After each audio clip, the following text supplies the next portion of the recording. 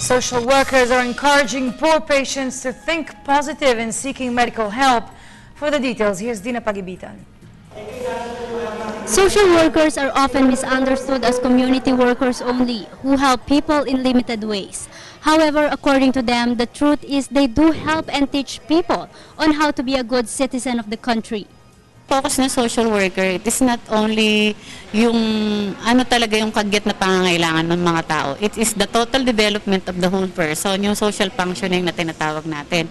Na sinasabi natin yung social functioning, paano ba makakapag-function itong individual na to sa environment na kagaya nito, bawa mahirap siya.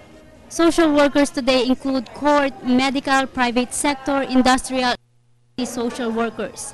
They provide public service whenever necessary. So parang may continuous follow-up. Hindi yung services is andun lang. Kailangan i-continuous mo siya.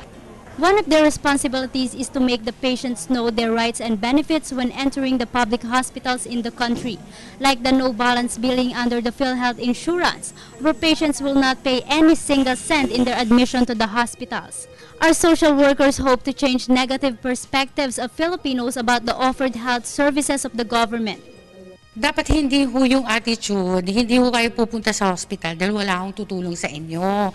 Dapat, basta ho government hospital na yon, no? Basta may nararamdaman kayo o kaya maliit pa lang ang simptomas ninyo, pumunta na ho kayo dahil meron ho kayong malalapitang tao doon. Kasi lahat po ng hospital na government ay talagang dapat may social worker. For the People's Television, Dina Pagibitan.